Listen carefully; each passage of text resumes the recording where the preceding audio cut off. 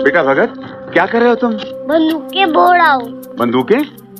हाँ जी। अरे बेटा, बंदूकें बोगे तो फिर गोलियों के फल लगेंगे, फिर वो फल खाएगा कौन? अंग्रेज दुश्मन। दोस्तों, आज भगत सिंह का जन्मदिन है, लेकिन जब भी भगत सिंह की चर्चा होती है तो ये चर्चा उनके जन्मदिन से ज़्यादा उनकी शहादत वाले दिन से होती है, क्योंकि भारतीय इतिहास में भगत सिंह इकलौते ऐसे क्रांतिकारी हैं जिन्होंने अपने मौत को खुद डिजाइन किया था। 17 दिसंबर 1928 को पुलिस अधिकारी सॉन्डर्स की हत्या का दोषी करार देते हुए उन्हें फांसी की सज़ा सुनाई गई थी। वो चाहते तो अपने मुकदमे की पैरवी के लिए वकील कर सकते थे, लेकिन ना तो सॉन्डर्स की हत्या की सुनवाई के लिए, ना ही सेंट्रल असेंबली में बम धमाके की सुनवाई के लिए उन्होंने कोई वकील किया, और इस तरह से उन्होंने अपनी नियति को खुद चुना। लेकिन बार बार एक सवाल उठता है, महात्मा गांधी और नेहरू चाहते तो भगत सिंह की फांसी रुक सकती थी, उन्हें बचाया जा सकता था। तो क्या वाकई ऐसा था या यह सिर्फ ख्याल है? हवा में रहेगी मेरे ख्याल की बिजली, ये मुश्क ये खाक है पानी, रहे ना रहे।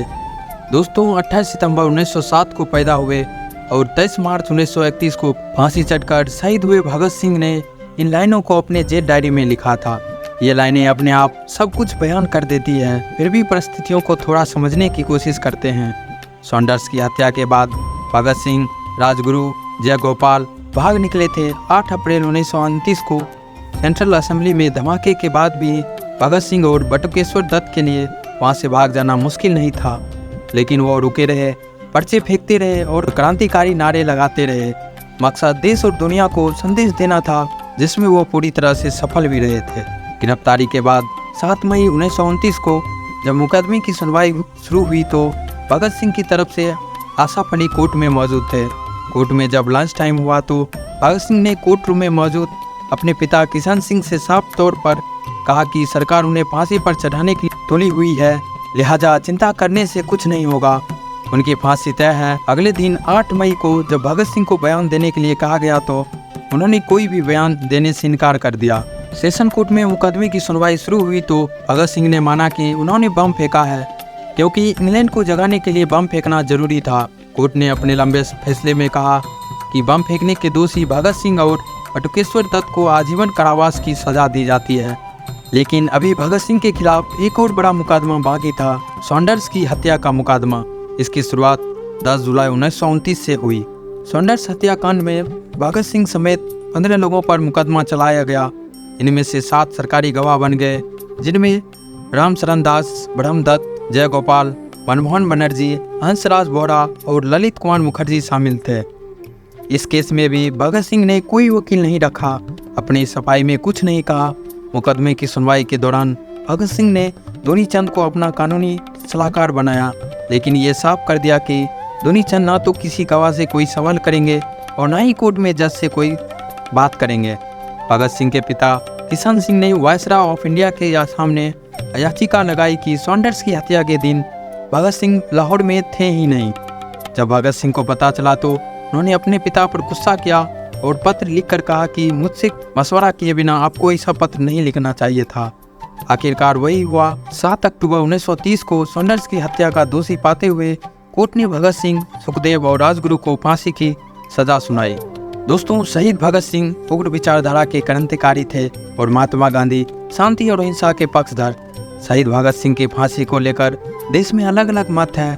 कुछ लोगों का मानना है कि अगर गांधी जी चाहते तो भगत सिंह की फांसी रुकवा सकते थे, लेकिन उन्होंने फांसी रुकवाने के लिए कोई प्रयास ही नहीं किए। सच क्या है यह तो सिर्फ गांधी जी को ही पता था, लेकिन अलग अलग सोर्सेज के आधार पर कहा जाता है कि गांधी जी ने भगत सिंह की फांसी टालने के लिए प्रयास किया था।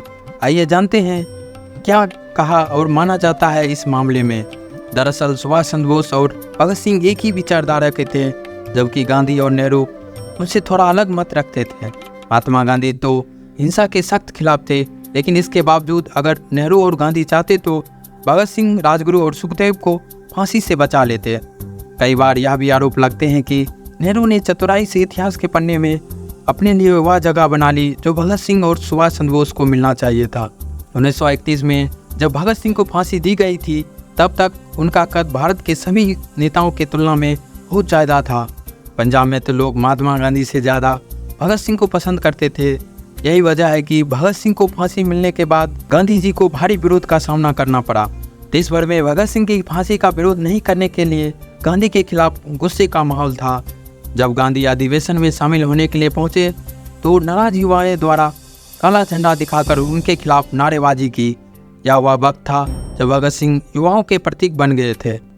अब सवाल यह है कि क्या गांधी जी ने भगत सिंह को बचाने का प्रयास नहीं किया? दावा किया जाता है कि अंतिम समय तक गांधी जी के मन में भगत सिंह के प्रति सहानुभूति हो गई थी। दावा किया जाता है कि महात्मा गांधी ने 23 मार्च 1928 को एक निजी पत्र लिखा था और भगत सिंह और उनके साथियों की फांसी पर रोक लगाने की अपील की थी। इस बात का जिक्र my life is my message नाम की किताब में बताया जाता है।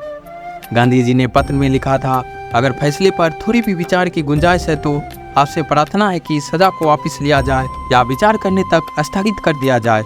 किताब के मुताबिक गांधी जी ने खत लिखा था और आखिरी समय तक उन्होंने भगत सिंह और उनके साथियों की सज़ा कम करवाने में और उन्हें माफ़ी दिलाने का प्रयास किया, लेकिन अंग्रेज़ों ने भगत सिंह को तय समय से एक दिन पहले ही फांसी दे दी थी। यह खबर सुनकर गांधी जी बहुत दुखी हुए और कुछ देर के लिए मौन में चले गए।